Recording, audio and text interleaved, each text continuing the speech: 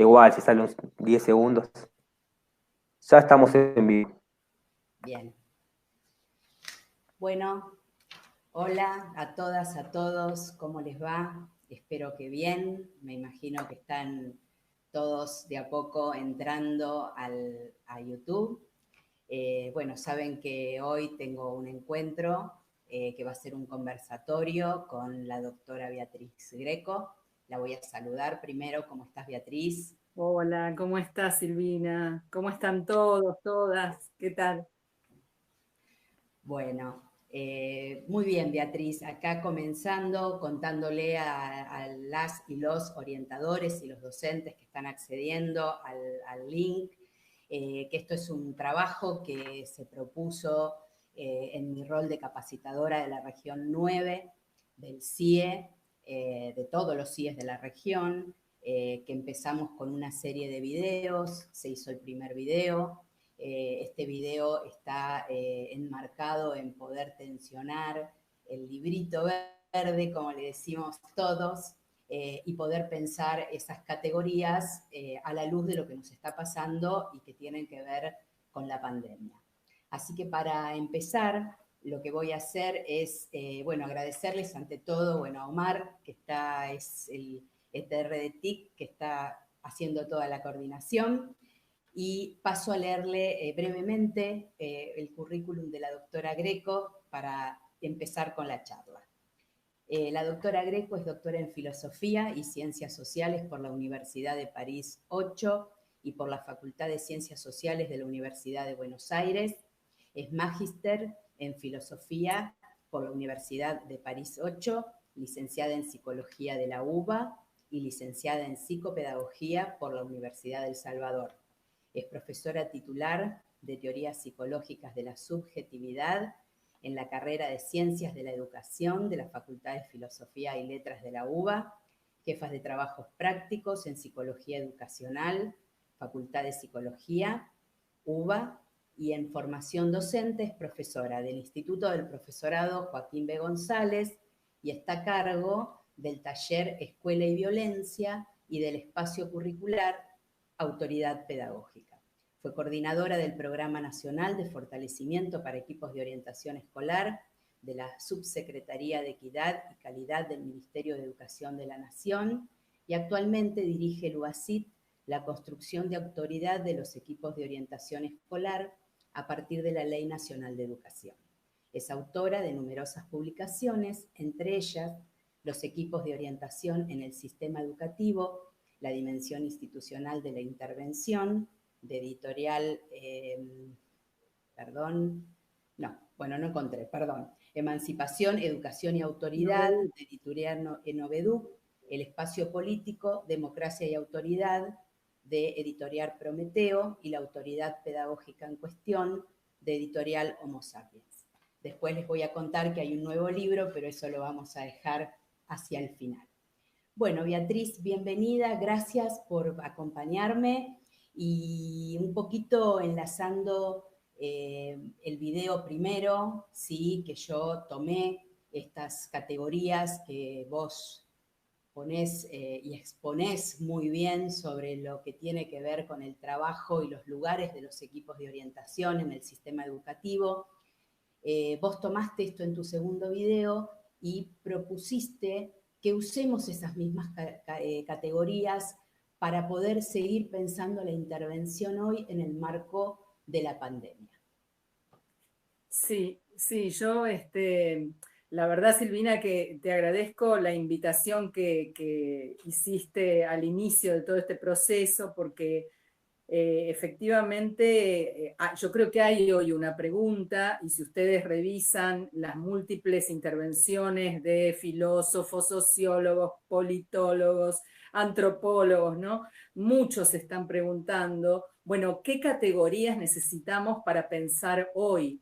Tendremos que desechar lo que nos servía para pensar el mundo que teníamos antes de la pandemia y crear nuevas categorías para acceder a un mundo que sin duda va a ser distinto.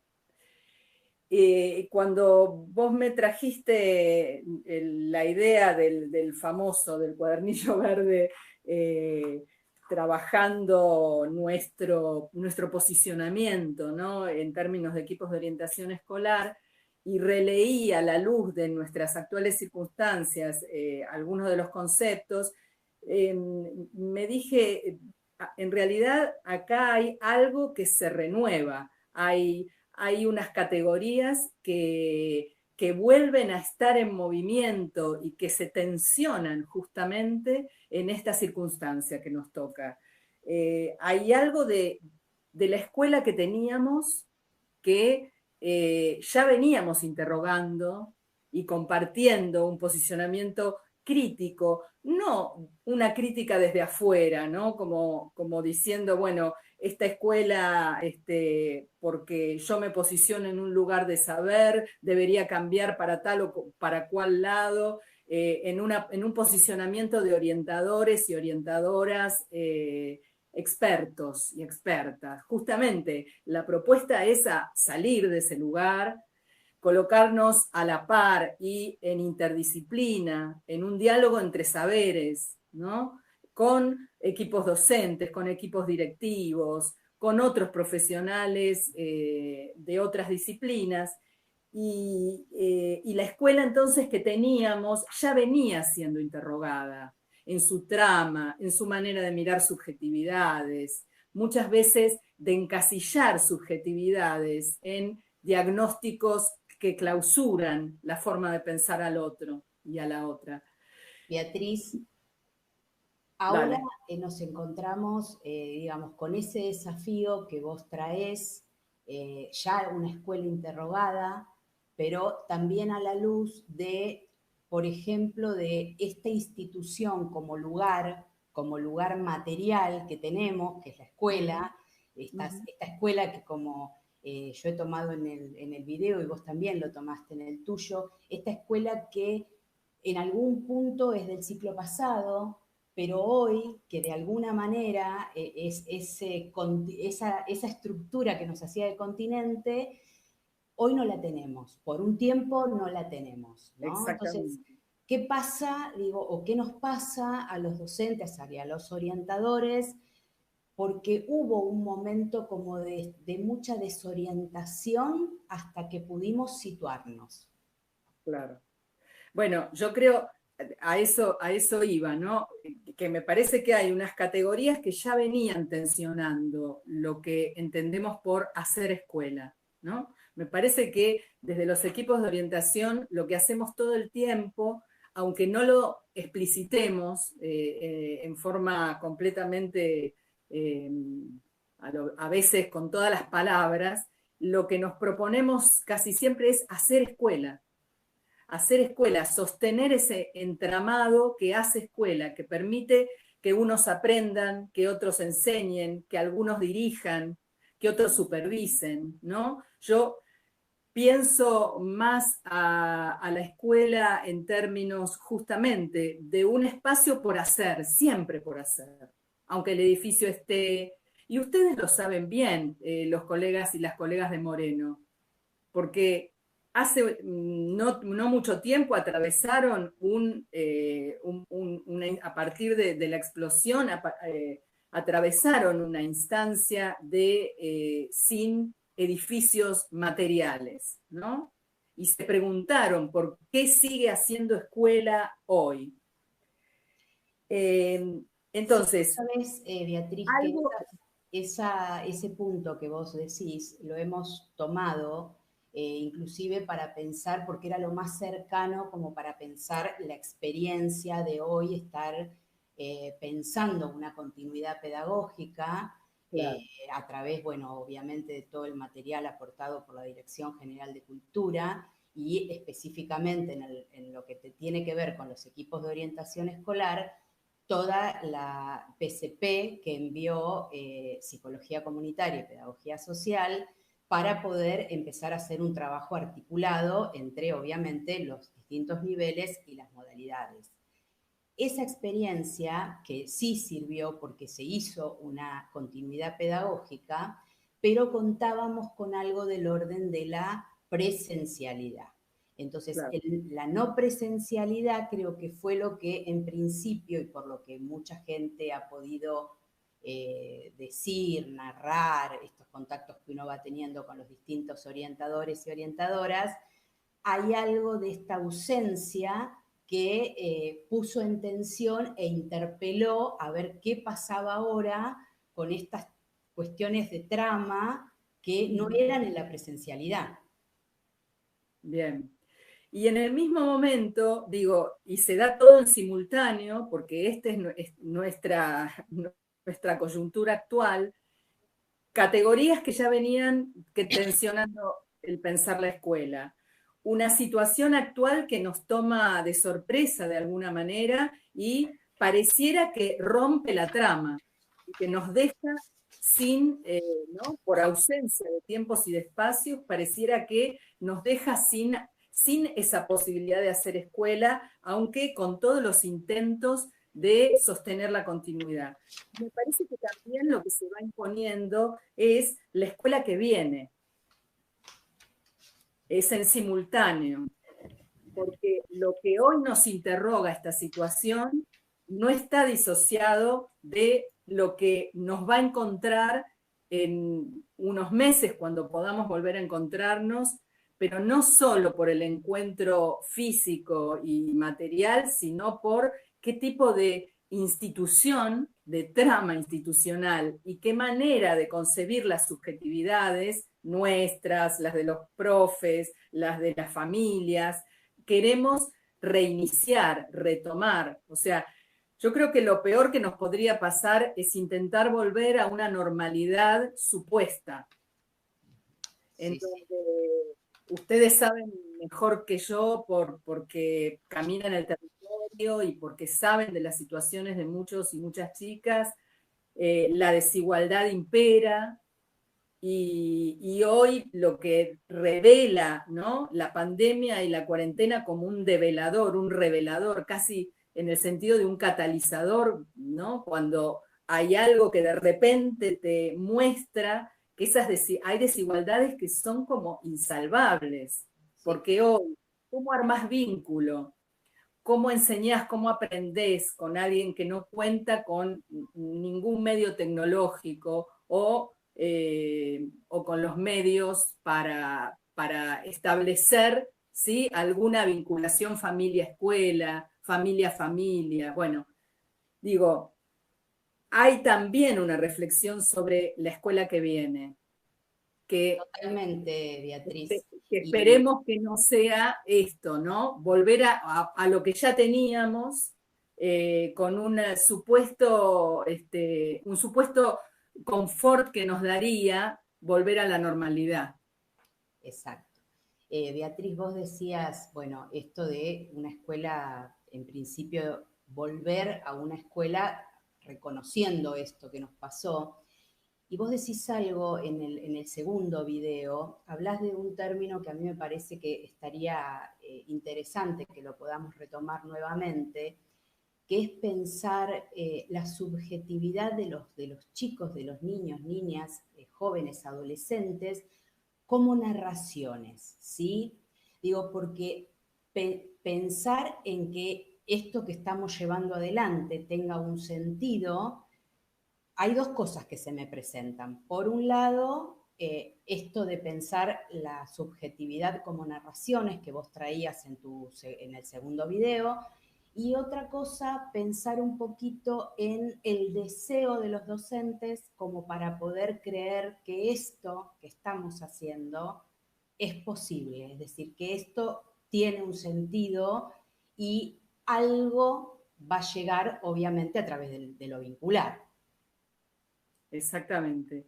Bueno, yo creo que estamos en un momento muy interesante si logramos tomar una distancia de nosotros, nosotras mismas, porque hay algo de la subjetividad en juego que pone en entredicho, si querés, justamente la subjetividad como una esencia, como algo ya terminado, como algo ya dado. Incluso nuestra subjetividad docente o profesional de la psicología, de la psicopedagogía. ¿Cómo ¿cómo nos constituimos hoy en esas posiciones profesionales? Ya sea de la educación, de la psicología, de la psicopedagogía, del trabajo social.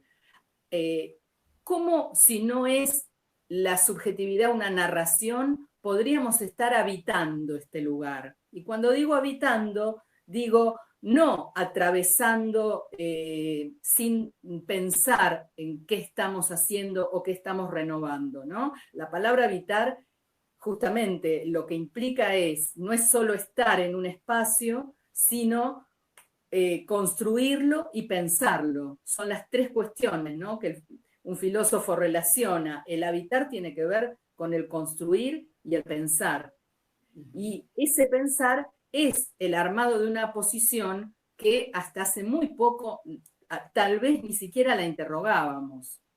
Por eso te digo, creo que quienes veníamos por ahí sí poniendo un foco y advirtiendo que ese posicionamiento de los equipos de orientación tiene que poder ser interrogado, decimos, bueno, hoy se nos da una nueva oportunidad y una oportunidad casi en medio de la urgencia.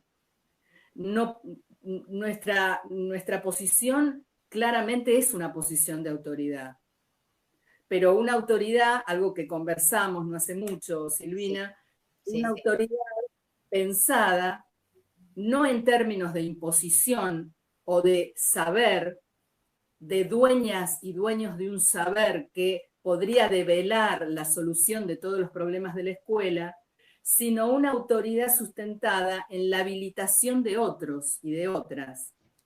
Habilitar para que otro aprenda, habilitar para que una familia pueda acompañar, habilitar a un equipo docente para que pueda pensar su práctica.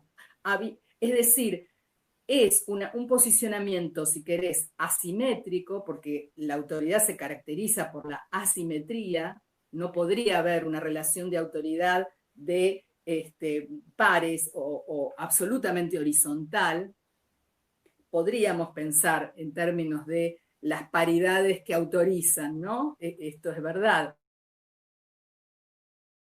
Pero digo, cómo nuestra autoridad de equipos de orientación hoy se juega en entramar eso que parece rasgado, ¿no? O que parece no dejar a veces maneras de sostener al otro. Y me imagino la situación de cada uno de ustedes cuando experimenta que hay familias con las que no llega a vincularse, o niños, niñas con los que no alcanza lo que se está haciendo. Y es allí donde uno se pregunta, entonces, ¿qué trama necesitamos? ¿Desde dónde tejerla? Beatriz, vos sabés que es muy interesante pensar, se están dando como algunas cuestiones de creatividad de parte de los equipos de orientación y también de los docentes al interior de las escuelas para poder hacer algo del orden de enlazar lo que tiene que ver con lo que es propiamente dicha la continuidad pedagógica, ¿sí? Y el enlace con la familia, ¿no? Me quedé con esto de el habilitar, el enlazar, que es parte de lo que hacen los equipos, lo que hacemos los orientadores y las orientadoras al interior, digamos, como parte de esa trama institucional que hay y están apareciendo cosas que sería muy interesante en algún momento poder contar con esos relatos, si algunos seguramente van a ofrecerlos, pero bueno, están haciendo desde radios barriales, desde obviamente el contacto en el momento que se hace la entrega de la mercadería en las escuelas, los equipos están acompañando también y hay un espacio con todo el cuidado que requiere, por supuesto, este aislamiento preventivo y social obligatorio, pero más allá de esto, con todos los cuidados, están en las escuelas y ahí tienen un acercamiento. Sí sabemos que hay algo de desigualdad, esto está claro, lo que vos tomaste, lo que vos decís. Hay alumnos que todavía no se ha hecho un contacto, pero se está trabajando y toda la Dirección General de Cultura y especialmente yo voy a hablar de psicología comunitaria, que es la modalidad a la cual represento, están permanentemente pensando y haciendo cosas que nos permitan llegar, ¿sí? Llegar, digo, por esto de cómo pensar esta articulación, esta autoridad que vos decís del equipo de orientación y cómo reconducirla en este escenario, ¿no? En este escenario, cómo poder hacer lo que yo siempre digo, lo que mejor saben hacer los orientadores y las orientadoras, que tiene que ver con esto de habilitar, enlazar, proponer. Bueno, esto, ¿cómo vamos por ahí? Claro, vos fíjate qué interesante que es, bueno, ya algunos me deben haber escuchado, ¿no? Pero cómo en la palabra autoridad se conjuga la autoría y la fundación, ¿no? Esto que trae Hannah Arendt en su texto, que es la autoridad, ejercer la autoridad es fundar, pero no una fundación que daría un piso de una vez y para siempre, sino que es fundar una y otra vez y hacer crecer. Autoridad quiere decir eso, autor augere, estar en el inicio de algo, de un proceso que todavía no está, y hacerse cargo de que ese proceso es frágil, que esos vínculos que se arman tal vez en un barrio en términos de sostenimiento de unas trayectorias, es un proceso frágil y que hay que cuidarlo y acompañarlo. Por eso es que después trabajaremos o vamos a hacer algún comentario en términos de los dispositivos de intervención que acompañan y cuidan, ¿no? En una lógica de políticas de cuidado. Entonces, para mí hay algo en este momento que para los equipos de orientación es muy interesante y yo lo resumiría como en estas dos palabras. Por un lado, la trama, que conjuga lo singular y lo común. Ustedes saben que esos dos conceptos, lo singular y lo común, no son un par de oposicional, digamos. Lo común está constituido por esas singularidades que justamente porque requerimos de espacios comunes para vivir, necesitamos entrelazar nuestra subjetividad. Pero ¿qué pasa? Tal vez, y mirá, yo acá tenía una imagen que alguna vez compartimos, ¿no? De la escuela como lugar de lo común, en donde pensar lo común en este tiempo histórico tenía otras características, ¿no? Iba más de la mano de lo homogéneo, de lo que es idéntico para todos. El desafío nuestro hoy es pensar lo común en función de las diferencias y de las singularidades que no niegan que puedan habitar ese común. Entonces yo creo que muchas veces los equipos de orientación estamos en ese entrelazado, en ese espacio entre lo singular y lo común, que sin negarse requieren un tejido, claro que requieren un tejido, no se da solito lo común. La escuela no tiene ya lo común hecho y nosotros llegamos a la mañana y decimos, ah, qué bueno, llegué al espacio de lo común, ¿no? No, claro. Beatriz, pensaba, porque vos decís este espacio, ¿no? Esta construcción, el equipo de orientación lo hace en las relaciones intersubjetivas al interior de una institución, ¿sí? Hoy la institución no está materialmente, pero la institución está. Claro. ¿Esto es así? Yo creo que sí, que la institución sostiene una continuidad en términos de el corazón de su tarea, que es el vínculo pedagógico.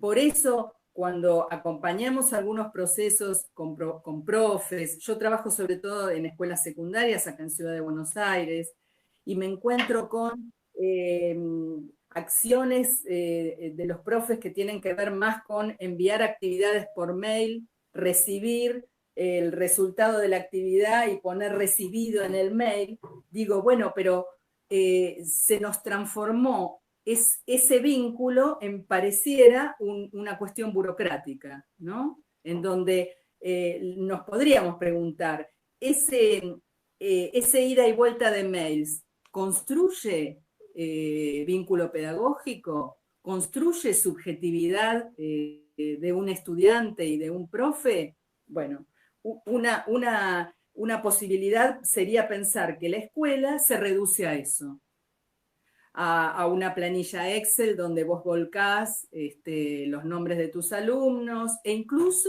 te diría, hasta evaluás para ya tener un trimestre terminado, ¿no? Como si te dijera, bueno, ahí hay una idea de continuidad pedagógica que es como renegatoria. Acá no ha pasado nada, sigamos. Por otros medios, por medio de la computadora, sigamos con lo mismo que teníamos antes. Yo creo que mucho de lo que viene pasando, no conozco tanto la realidad de provincia, pero digo, es una continuidad pedagógica no renegatoria, en el sentido de reconocer en la situación en que estamos, hacernos cargo de que en este contexto tenemos que continuar discontinuando, ¿no? Haciendo una interrupción. Sí, fue muy interesante. Yo seguro me imagino que la gente que está mirando debe estar como con miles de preguntas y obviamente pensando a partir de lo que vos planteás. Yo creo que la pausa fue algo necesario. Esto ocurrió literalmente, digo, se empezó como a llevar la PCP adelante y había que hacerlo y se hacía. Y llegó un momento, y esto me parece que es muy interesante, que empezamos, o sea, se empezó a ver que para esa organización había que volver como a las bases. O sea, algo tan sencillo como empezar a hacer nuevamente las reuniones de equipo escolar básico al interior de las instituciones, por vía virtual, por supuesto, o por vía telefónica, pero volver a conectarse con el hacer. Y el hacer, tomando un poco esto que vos venís desarrollando, tiene que ver con algo de esa trama institucional que nos sostiene y porque parecía que si no estaba la escuela, no se hacía la reunión de equipo escolar básico. Pero llegamos a un momento, esto fue una necesidad y hubo que plantearlo y hubo que analizarlo situado de cada una de las instituciones. Y yo creo que hubo que volver a reconducirnos todas y todos a que pensar una enseñanza y un aprendizaje que no esté mediada por el vínculo, que creo que ahí estás apuntando vos con lo que decís, es decir, hacemos, mandamos, bueno, digo, no nos podemos olvidar de esto, de la necesidad de lo que es el vínculo, ¿sí? Lo humano, para desarrollar un proceso de enseñanza-aprendizaje en los alumnos y alumnas. Exactamente. Me haces pensar en dos cosas. Por un lado, me sale la palabra espejo. Esta situación es como si alguien nos hubiera puesto un espejo adelante y nos hiciera la pregunta por ¿quién sos? Tal vez es fuerte, ¿no? Esa pregunta. Aren dice que nacemos con esa pregunta a cuestas y que nunca la respondemos o nunca la terminamos de responder. Que en todo caso el quién eres se responde en acto, en cada acto nuestro. Y cada acción, digo, también ahí me ayuda a diferenciar, ¿no? Activismo no es acción, no es actuar, diga, actuar políticamente, es desde una posición. El activismo es, bueno, vamos, hay que hacer. Entonces, digo, el espejo es muy interesante porque nos vuelve sobre nosotros mismos. Hoy no podemos evitar mirar qué hacemos. O sí, nos podemos hacer los tontos y las tontas, seguro, siempre se puede. Pero digo, con esto que vos estás diciendo, ¿cómo hago escuela hoy? Y me reúno con el equipo escolar básico que, bueno, para quienes no son de provincia de Buenos Aires, ¿no? Es la reunión de los equipos con los equipos docentes de los ciclos, ¿no es cierto? Los directivos y los equipos docentes, que esto se va poniendo en función de la necesidad. Muchas veces puede ser, no sé, según el tratamiento de lo que se da. tiene que ver también con los lineamientos de la modalidad, que muchas veces los equipos socializan con los equipos directivos, y a partir de ahí se hacen otras subreuniones que tienen que ver con la temática.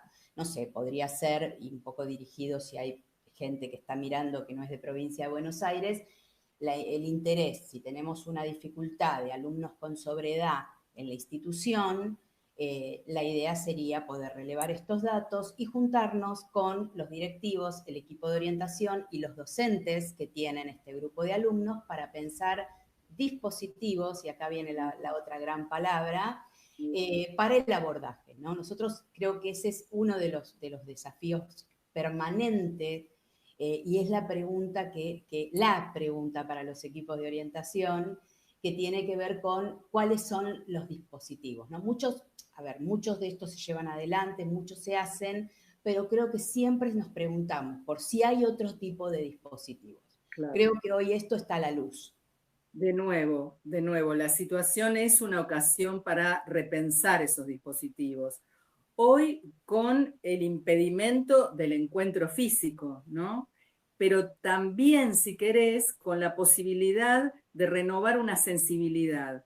Y cuando digo sensibilidad es repensar las formas en que se organiza nuestra vida hoy, que es al interior de casa, cada uno en su casa, con las enormes diferencias que tenemos. Pensémosla también en los chicos y las chicas, ¿sí?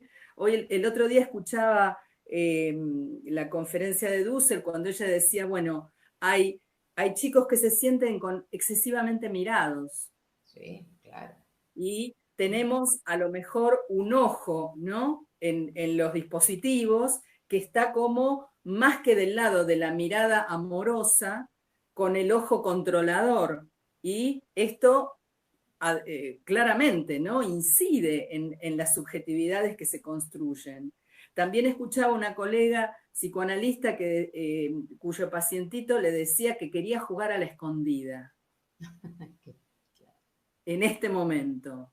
Qué simbólico. Es buenísimo, ¿no? Porque está reclamando su derecho a la intimidad, su derecho a ocultarse. Creo que Tonucci también lo sugería, ¿no? Entre lo que él proponía. Bueno, espacios en donde poder jugar a esconderse, a que nadie lo vea, a construir esa intimidad de cada uno. Hay algo de ojo que todo lo ve y todo lo mira, ¿no? Quienes somos docentes, yo doy clase en la facultad y, bueno, no siempre mis colegas me ven dar clase, por ejemplo, ¿no? Entonces, la exposición y los niveles de exposición profesional que tenemos son más altos. Sí, claro. ¿Qué hacemos con eso? Si no construimos modos también, si querés, amor, me sale esa idea tan linda de Ulloa, ¿no? De espacios de ternura. Espacios de ternura, qué linda frase que te decir, ¿no? Pero no la ternura en el sentido, ¿no? más blando del término, si querés. Él, no sé si recuerdan esa conferencia, Sociedad y Crueldad se llama, en donde analiza la cultura de la mortificación de algunas instituciones. Sí, claro. Y es ahí donde, justamente, donde él dice, retrocede, se avanza contra la intimidad. Es la intimidación, es la cultura que arrasa al sujeto. En cambio, la intimidad resuena. Cuando uno tiene un espacio propio, singular, eso resuena en otros porque lo puede transmitir, porque lo puede recrear. Y ahí es donde se juega esos escenarios de ternura. Digo, ¿por qué no pensar un trabajo entre colegas en donde no necesariamente nos observemos trabajar bajo la lógica del juicio, del control, ¿no? del ojo ese? El otro día escuchaba a un equipo de orientación y un poco la propuesta que salió, digo, no sé por qué se me representó esto con lo que vos decís, porque hacían muchas propuestas de trabajar conjuntamente, de hacer grupo con las docentes, de acompañar a las docentes, están trabajando con la directora, y apareció algo una propuesta como de, ¿por qué no hacer un juego? O sea, ¿por qué no jugar un poco y y bajar estos niveles de tanto, porque se nos volvió un trabajo rutinario y como con un exceso tal vez de obligación, ¿no? Estamos todos conectados mucho tiempo, las horas se han extendido, la situación es una situación particular, inclusive para muchas familias, para muchos, me refiero a la familia de los alumnos y las alumnas, también la familia de los docentes y las docentes, porque estamos todos atravesados por esto, ¿sí? Pero a mí me parece que hay algo de esto, que este primer momento que ya pasó, tal vez ahora nos permita empezar a pensar algo del orden, algo más humanizante, ¿no? Yo siempre tomo lo que dice la Ley de Educación en el artículo 43 de Psicología Comunitaria y Pedagogía Social, ¿no? Que es de alguna manera la modalidad que humaniza los vínculos de enseñanza y aprendizaje, ¿no? Y digo, bueno, algo de esto los equipos y los orientadores y las orientadoras, yo estoy segura que en toda la provincia de Buenos Aires lo están haciendo, y lo están haciendo y están aprendiendo, estamos aprendiendo sobre la marcha, y me parece que tener estos espacios donde nos podemos preguntar o repreguntar si las categorías que venimos viendo, las que vos nos has aportado con ese librito verde, con ese modulito de los equipos de orientación en el sistema educativo, pueden seguir sirviendo. Vos fuiste clara con esto, estas categorías sí, hoy nos sirven, o sea, podemos seguir pensando. Me parece que es muy interesante esto de pensar la trama intersubjetiva y subjetiva, institucional, y también esta subjetividad y esta, como vos decís, cómo se narran las subjetividades de los alumnos. Sí, sí. Y por supuesto sostenido en algo que tiene que ver en este enseñanza-aprendizaje y tiene que de alguna manera haber un vínculo, ¿sí? ¿Sabés qué, Silvina? A Sí. mí, pensando, ¿no? Recién en qué otras categorías hoy tenemos para poner a jugar con fuerza y para que se nos vuelvan justamente lugares de trabajo, ¿no? De seguir profundizando. Hay algo de la experiencia, pero en sentido filosófico, ¿no? No la experiencia como acumulación de tiempo o del trabajo, que yo tengo 20 años de experiencia, no, la experiencia en el sentido del acontecimiento, que tiene mucho que ver con el juego y tiene que ver con el cuerpo, que es probablemente lo que hoy estamos sacando de la escena educativa, porque no nos queda otra.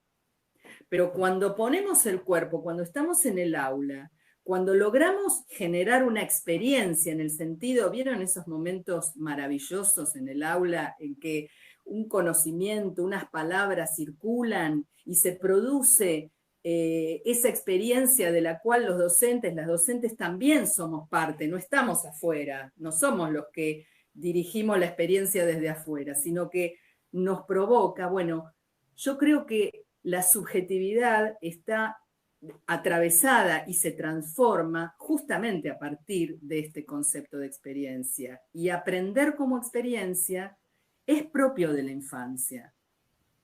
Es una infancia que, como dicen algunos autores, el otro día la escuchaba a Patri Redondo, a Walter Cohen, no es una etapa de la vida a superar, es una forma de relación con el mundo, es una intensidad en la manera que tenemos de conocer y de apasionarnos. Y les quiero leer algo que el otro día encontré armando una clase virtual para la facultad sobre el tema de la infancia, ¿no? Un autor que a mí me gusta mucho que se llama Paul Auster, en un libro donde él narra su infancia, empieza así, es un párrafo corto. Al principio todo estaba vivo. Los objetos más pequeños estaban dotados de corazones palpitantes y hasta las nubes tenían nombre. Las tijeras caminaban, teléfonos y cafeteras eran primos hermanos, ojos y gafas hermanos. El reloj tenía cara humana. Cada guisante de tu plato poseía una personalidad diferente y en la parte delantera del coche de tus padres La rejilla era una boca sonriente con numerosas piezas dentales. Los lápices eran dirigibles, las monedas platos voladores, las ramas de los árboles brazos, las piedras podían pensar, y Dios estaba en todas partes. Qué lindo, qué hermoso. Y me gustó porque, digo, habla de la cotidianeidad, habla de la casa, habla de lo que, ¿no? Lo que dice Tonucci, digamos, ¿por qué no hacer del estar en casa también una experiencia? Ayudar a esos chicos, a esas chicas y a esas familias a mirar lo cotidiano de otra manera. Y ahí hacemos experiencia, no hace falta ir a hacer un viaje de 1000 kilómetros, no sé, sería divino, ¿no? Irnos todos al sur. Pero digo, la experiencia está en la capacidad de posicionarse y de mirar de otro modo este mundo que nos rodea y de pensar que somos capaces de construirlo. Esa es otra cosa maravillosa que dice Ulloa, ¿no? Que los sujetos, las sujetos, somos hechos, hechura y hacedores de cultura, no solo hechura. Si fuéramos solo hechura es esto, es la mortificación, es la no salida, no hay nada para hacer. ¿Estamos entre cuatro paredes? Sí, efectivamente. Por el momento, por cuidado y por una construcción de lo común cuidada, justamente, estamos entre cuatro paredes. Para algunos esas cuatro paredes son realmente efecto de una desigualdad social tremenda y que deseamos que cada vez más profundicemos en políticas públicas y educativas que interroguen, que trastoquen esa desigualdad. Pero mientras tanto, nuestro posicionamiento docente, profesional, puede ayudar, puede colaborar, puede acompañar esas maneras de mirar y de construir un mundo diferente. Sí, en esto que vos decís, creo que, y un poco apostando a poder llevar esto adelante, esta experiencia en el sentido de una pandemia mundial que ha venido a interpelarnos sobre todo lo que tiene que ver con la igualdad o la desigualdad. Se ve mucho la desigualdad, pero bueno, creo que también tenemos todo una propuesta desde la Dirección General de Cultura que acompaña a que esta desigualdad esté reducida a lo menos que se pueda. Y creo que ahí, en ese otro pedacito que nos falta, está el trabajo cotidiano de los equipos, de todos los docentes, ¿sí? Pero bueno, vamos a hablar de lo que nos convoca, que son las orientadoras y los orientadores, que con un gesto, que con una llamada, que con una participación en la escuela, que haciendo, individualizando en el sentido, como vos tomabas esto de que decías lo común, pero lo común de cada persona que habla de ese ser para hacer una intervención, o porque necesita un acompañamiento, o porque necesita hacer un contacto con su maestra de inclusión, digo, o sea, ahí en toda esa trama es donde están los equipos de orientación, ¿sí? Exactamente. Y digo, y me parece que desde ahí se están pensando intervenciones posibles. Muchas que tienen que ver con la experiencia, que no esta experiencia de cantidad de años, sino con la experiencia transcurrida, por ejemplo, bueno, vos nombraste Moreno, y sí, hay experiencias, creo que todos los distritos van a contar una u otra experiencia de alguna situación que les permitió, bueno, hacer experiencia, valga la redundancia. Pero bueno, esta es una nueva experiencia y creo que en este proceso lo importante es que hay intervenciones posibles. Yo quiero dejar este mensaje porque de hecho lo vemos en lo cotidiano, lo vemos cuando nos acercamos a los orientadores, lo estamos viendo con los docentes, o sea, van saliendo día a día nuevas intervenciones y nuevos dispositivos, inclusive muchos intrainstitucionales, trabajados en equipo, que van sacando esta situación. Y yo quisiera, digamos, no no dejar afuera como poniendo en relevancia esto, ¿no? Que los Totalmente. dispositivos de intervención son una construcción. Y no olvidemos que los dispositivos son artificios que uno crea, es como una composición. Vos decís, por eso no hay modelos, porque si no hablaríamos de modelos de intervención. O sea, hay autores que hablan de modelos de intervención, no lo estoy desestimando. Lo que digo es, yo prefiero pensar el concepto de dispositivo de intervención porque justamente es un artificio creado en situación y que tiene un propósito y una utilidad en esa situación y tal vez no en otra, porque reconoce las particularidades y compone en esa situación particular tiempos, espacios, tareas, responsables, coautores, corresponsables, y le da un tiempo determinado. Y dice, bueno, este dispositivo lo voy a volver a mirar en tal tiempo, en tal momento, y lo voy a o lo vamos a reformular porque nuestro propósito cambió. Entonces, a mí me parece que está bueno no perder de vista nuestras categorías sobre las que ya venimos trabajando, a lo mejor usarlas para tensionar todavía más hoy lo que estamos haciendo, poner a jugar esta concepción de que el dispositivo también es un analizador. Entonces, cuando vos lo pones a jugar y lo implementás, es posible que surjan resistencias, que aparezcan tensiones que antes no estaban, que aparezcan relaciones de poder conflictivas, ¿no? Porque la intervención es así, si no, no sería un acto político el que ejercemos, ¿no? Sería un buen técnico, ¿no? Podríamos ser buenos técnicos, pero si ese tecnicismo no produce una transformación en el lazo, en las subjetividades, nos quedaríamos con una aplicación de teorías o de técnicas y metodologías muy bien aprendidas.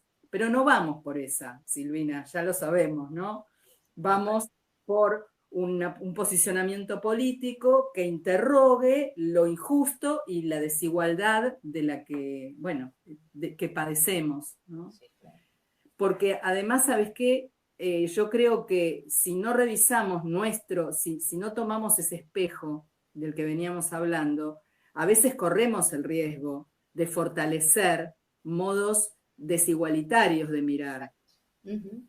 Los intensificamos más. Un diagnóstico cerrado que clausura, ¿no? No digo, por supuesto, hay quienes trabajan los diagnósticos como formas de investigar situaciones, ¿no? Investigar qué le va pasando a ese sujeto o a ese grupo o a esa situación y a partir de ahí poder intervenir. Pero cuando el diagnóstico es cerrado y se clausura en un sujeto, que es el depositario de toda la conflictiva, bueno, sospechemos de la certeza que nos brinda esa definición de la subjetividad de un otro que sufre. Sí. Beatriz, bueno, me queda en principio para ir cerrando, me quedarían como miles de preguntas, estoy segura que los que están observando, los que están mirando también, pero bueno, por ahí estaría interesante proponer que si alguien quiere mandar una consulta o quiere exponer una narrativa de la experiencia que está viviendo en este momento, me gustaría contar, si vos me lo permitís, que vos tenés una página web que se llama estudios-eoe.org. La van a encontrar en la presentación, yo le pedí a Omar que la pusiera. Hay un montón de producciones, tanto tuyas como de tu equipo de investigación. Y bueno, ese es un lugar, igual que el Facebook, que enlaza con esa página que se llama Equipo de Orientación Escolar, Espacios de Pensamiento y Debate. Bueno, por cualquiera de esos medios que se quieran comunicar o que quieran contar una una experiencia en estos tiempos de pandemia, Sí. me parece que sería bárbaro. ¿Qué opinás? Gracias, Silvina, porque yo lo iba a decir, tanto la página como el Face son espacios que habilitamos desde el equipo de investigación, desde el UBASIT, que investiga el lugar de autoridad de los equipos de orientación escolar.